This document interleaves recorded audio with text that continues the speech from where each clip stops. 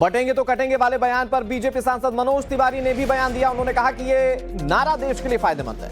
कांग्रेस ने बांटो और राज करो का नारा दिया था, बांटने वालों ने काटने का काम किया है। ये बयान के समर्थन में मनोज तिवारी क्या कह रहे हैं, सुनिए। चुनाव के फायदे के लिए नारा नहीं है, ये नारा देश के फायदे के लिए है।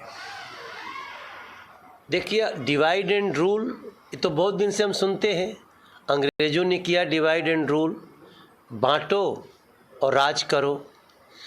तो जब जब हम बटे, हम विचारों में बटे, तो पाकिस्तान अलग हो गया, हमारे देश का टुकड़ा हो गया, बांग्लादेश अलग हुआ। हम जब थोड़ा सा भी बंटते हैं तो आप मोहम्मद गोरी से लेकर के अब तक देखिए, हम जब जब बंटे हैं तो हमें बांटने वालों ने हमें काटने का काम किया है। अब हम नहीं बंटना चाहते हैं। ये एक मंत्र है और ये सिर्फ चुनाव के लिए नहीं है, ये बहुत चीज़ के लिए है। शौकत अली यहीं नहीं रुके, उन्होंने योगी आदित्यनाथ के बटेंगे तो कटेंगे वाले बयान पर भी बयान दिया।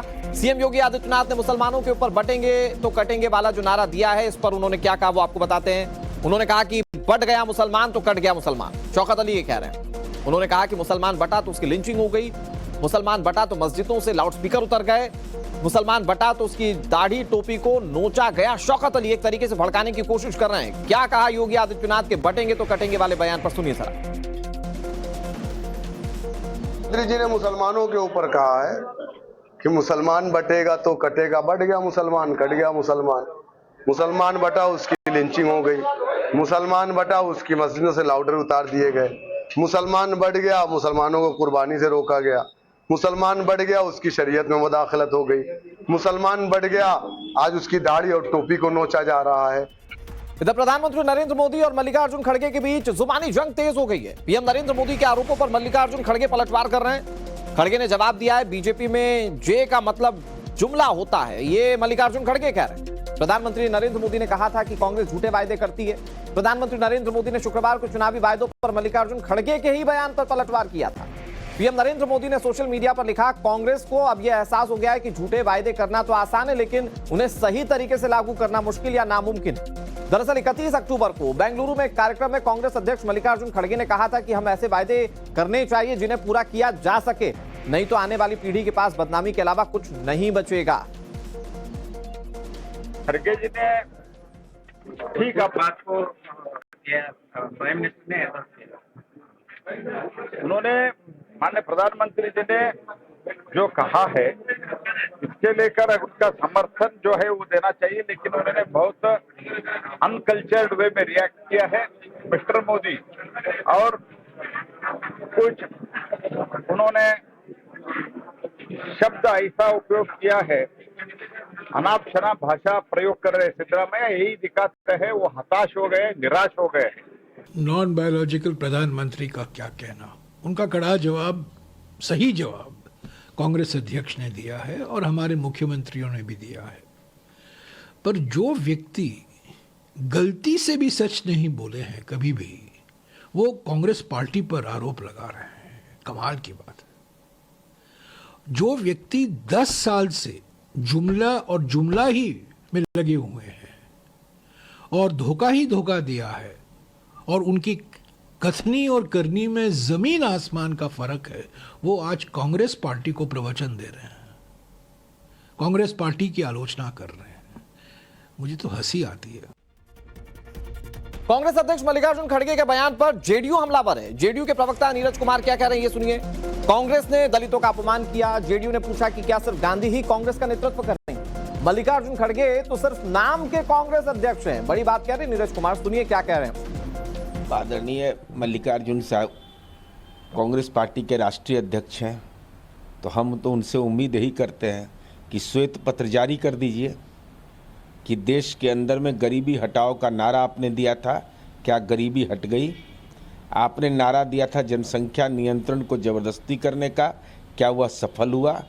आप इस बात का प्रमाण दीजिए कि नई आर्थिक नीति आने के बाद कांग्रेस में पंडित नेहरू के शासनकाल में जिन बड़े बड़े पब्लिक सेक्टर की स्थापना हुई थी, उसमें तालाबंदी का गुनाहगार कौन है? माननीय मल्लिकार्जुन खड़गे साहब को यह बात बताना चाहिए कि समाज के दलित समूह के लोग, जो वंचित तबके के लोग थे, जिनके शैक्षणिक उन्नयन के लिए कार्य योजना बननी चाहिए थी, उन योजनाओं को अपने अमली जामा नहीं पहनाया तो आज राजनीति की दुर्दशा हो गई। और सबसे अच्छा तो जो आपका राजनीति का श्रृंगार है, क्या गांधी परिवार में जन्म लेने वाला व्यक्ति ही कांग्रेस की राष्ट्रीय राजनीति में महत्वपूर्ण फलक होगा? प्रधानमंत्री नरेंद्र मोदी और मल्लिकार्जुन खड़गे के बीच जारी जंग में आरजेडी कूद गई है। आरजेडी सांसद मनोज झा ने पीएम नरेंद्र मोदी पर निशाना साधा। उन्होंने कहा कि प्रधानमंत्री को सबको साथ लेकर चलना चाहिए। मनोज झा ने आरोप लगाया कि प्रभावशाली लोगों के लाखों करोड़ रुपए राइट ऑफ कर दिए जाते हैं। कैसे आरजेडी निशाना साध रही, सुनिए। प्रधानमंत्री जी हमला करते हैं तो बड़ा कष्ट होता है। सारे राज्य इसी केंद्र का हिस्सा है। अरे देश के प्रधानमंत्री हैं, आपको तो सबको जोड़ के चलना है। अब प्रॉब्लम कहाँ है? गारंटी से उसमें से अगर फुलफिल नहीं हो रही तो आप मदद करो ना थोड़ी और। आप क्यों चुप्पी साध लेते हैं? हमने तो ये भी देखा है कि लाखों करोड़ कैसे राइट ऑफ होते हैं। बात हिमाचल की करते हैं। कांग्रेस की गारंटीज पर बीजेपी हमलावर है। जयराम ठाकुर कह रहे हैं कि हिमाचल प्रदेश में जो गारंटी का मॉडल लागू किया जाना था वो मॉडल फेल हो चुका है। हिमाचल प्रदेश में कर्मचारियों को तनख्वाह तक नहीं मिल पा रही। कांग्रेस की झूठी गारंटी है, ये जयराम ठाकुर ने कहा। पूरे देश के सामने आज हिमाचल चर्चा का विषय क्यों बना है? क्योंकि हिमाचल प्रदेश में जो गारंटी का जो मॉडल जिस तरह से कोलैप्स हुआ है, जिस तरह से फेल हुआ है, ये हकीकत है कि हिमाचल में गारंटियां दी, लेकिन हकीकत यह है कि वहां कर्मचारियों को सैलरी नहीं मिल पा रही है, पेंशनर्स को पेंशन नहीं मिल पा रही है, और उसकी वजह यह है कि जो झूठी गारंटियां दी थी। इन दिनों राजधानी दिल्ली में प्रदूषण एक बहुत बड़ी समस्या है। ऐसे में प्रदूषण के खिलाफ केजरीवाल सरकार का एक बड़ा प्लान सामने आ रहा है। पर्यावरण मंत्री गोपाल राय ने जानकारी दी है। दिल्ली में 200 एंटी स्मॉग गन को मैदान में उतारा गया है। हर विधानसभा में पानी का छिड़काव किया जाएगा। 3 शिफ्ट में पानी का छिड़काव होगा। रेड लाइट ऑन गाड़ी ऑफ कैंपेन भी जारी कर दिया गया, यानी कि रेड लाइट पर गाड़ियों को बंद करने का कैंपेन जारी किया गया दिल्ली सरकार की ओर से। हमने पूरे दिल्ली के अंदर 200 मोबाइल एंटी स्मॉग गन को सड़क पे उतारा है, जिसमें हर विधानसभा क्षेत्र में पूरे दिल्ली के अंदर चारों तरफ जो है वो पानी का छिड़काव करेंगे। पहले दिन भर में 8 घंटे का एक शिफ्ट में छिड़काव हो रहा था। अब ये 3 शिफ्टों में इनका छिड़काव चलेगा। 8-8 घंटे की इनकी शिफ्ट होगी, जिसमें 1-1 घंटे का ये ब्रेक करेंगे और ड्राइवर चेंज करेंगे, जिससे कि नियमित तौर पर और बड़े पैमाने पर वाटर स्प्रिंकलिंग के द्वारा जो डस्ट पोल्यूशन है उसको कंट्रोल किया जा सके।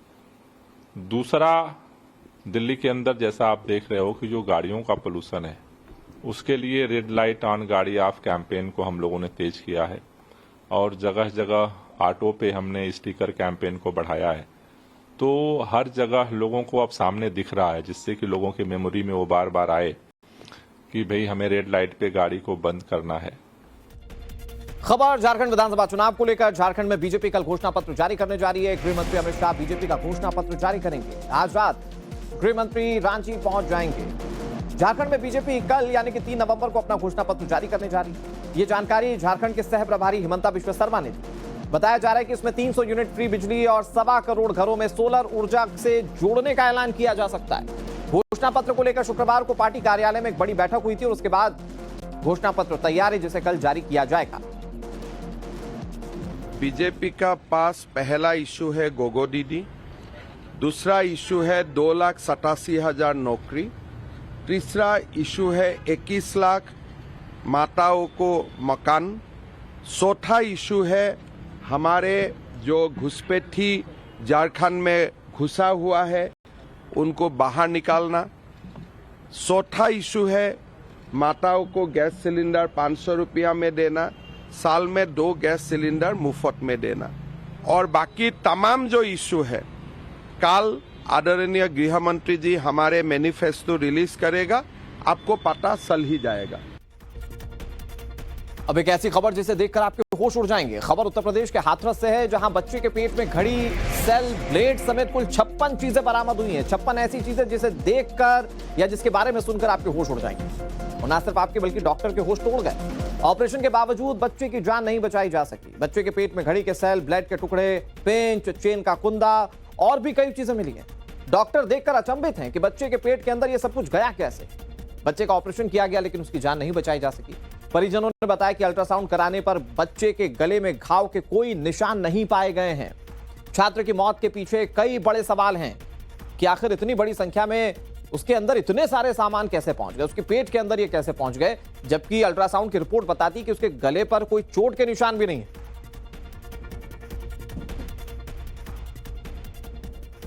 बात देवभूमि उत्तराखंड की गंगोत्री धाम के कपाट आज से बंद हो गए हैं। अभिजीत मुहूर्त में कपाट को बंद किया गया। कल यमुनोत्री और केदारनाथ धाम के कपाट बंद होंगे। मां गंगोत्री धाम के कपाट आज अन्नकूट पर्व के मौके पर अभिजीत मुहूर्त में 12:14 पर शीतकाल के लिए बंद हो गए।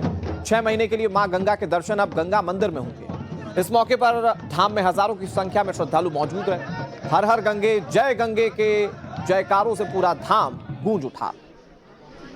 अब आपको बता दें कि गंगोत्री धाम के बाद कल केदारनाथ धाम और यमुनोत्री धाम के भी कपाट बंद किए जाएंगे और कल भी वहां पर बड़ी संख्या में श्रद्धालु रहेंगे मौजूद। इधर कपाट बंद होने के बाद मां गंगा के दर्शन कब होंगे, कैसे होंगे, गंगोत्री धाम से हमारे सहयोगी आशीष की रिपोर्ट आपको दिखाते हैं। दीपावली के ठीक बाद आज अन्नकूट के पावन पर्व पर गंगोत्री धाम के कपाट देश और दुनिया के श्रद्धालुओं के लिए बंद हो चुके हैं। आप देख सकते हैं कि ये जो गंगोत्री मंदिर है, यहाँ पे जो गेट हैं वो अब लग चुके हैं, क्योंकि यहाँ पे जो बीते 6 महीनों से जो गंगा माँ की मूर्ति थी, जो डोली थी, वो आज मुखबा के लिए सुबह 12:14 पर रवाना हो गई थी। और जिसके बाद से जो अब जो ये माहौल है, ये सन्नाटे भरा माहौल है। अभी तक यहाँ काफ़ी भीड़ थी, हज़ारों की संख्या पे लोग आए हुए थे। सुबह से यहाँ पूजा अर्चना लगातार चल रही थी। आर्मी बैंड की मौजूदगी में माँ गंगा की डोली को यहाँ से रवाना कर दिया गया है। और अब जो आगामी जो 6 माह हैं उसमें माँ गंगा के दर्शन मुखी मठ में किए जाएंगे। Ashish Mishra, times now Bharat, Uttarkashi.